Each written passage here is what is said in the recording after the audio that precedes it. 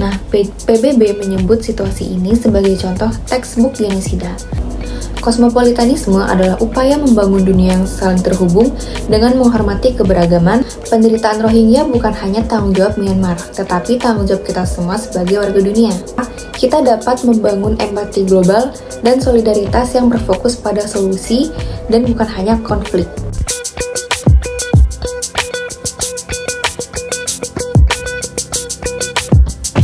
Bayangkan dunia tanpa batas di mana setiap manusia dipandang setara tanpa memandang latar belakang agama, etnis, atau kebangsaannya. Inilah prinsip dasar kosmopolitanisme, sebuah gagasan yang menempatkan kita semua sebagai warga dunia.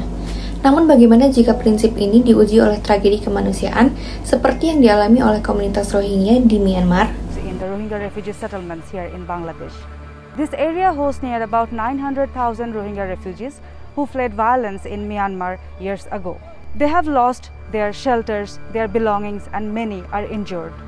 And today, they need your support once again to recover from the latest tragedy. Please give now. Komunitas Rohingya adalah kelompok etnis minoritas Muslim yang telah hidup selama berabad-abad di negara bagian Rakhine, Myanmar.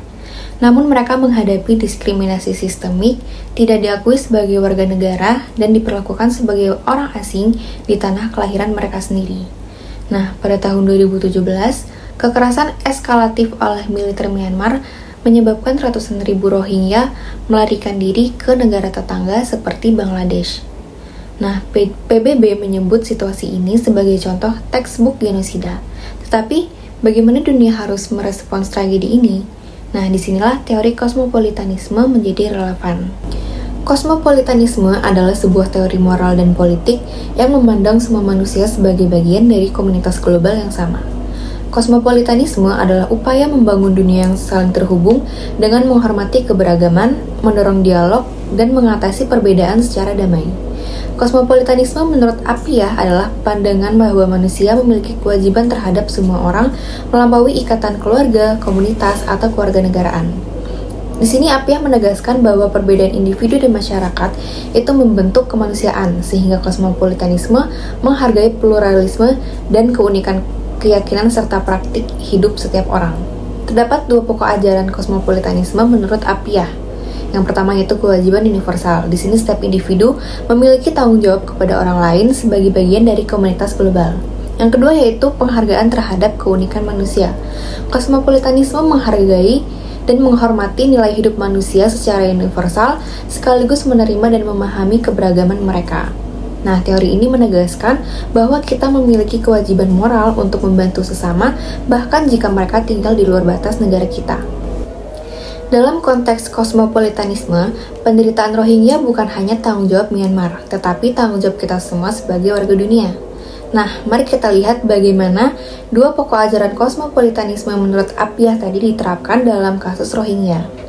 Yang pertama tadi yaitu ada kewajiban universal. Rohingya adalah manusia dengan hak yang sama seperti kita.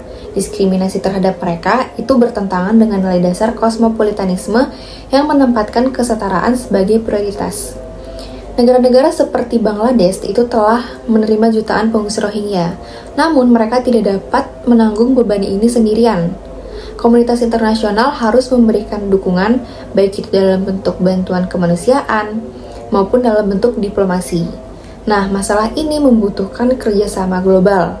Organisasi seperti PBB, lembaga non-pemerintah, dan negara-negara besar perlu bekerja sama untuk menekan Myanmar untuk menghentikan kekerasan dan memulihkan hak Rohingya. Lalu yang kedua tadi yaitu ada penghargaan terhadap keunikan manusia. Nah, kosmopolitanisme di sini mendorong kita untuk memahami dan menghormati latar belakang budaya, agama, dan pengalaman unik komunitas Rohingya. Dengan membuka ruang dialog antar bangsa, kita dapat membangun empati global dan solidaritas yang berfokus pada solusi dan bukan hanya konflik.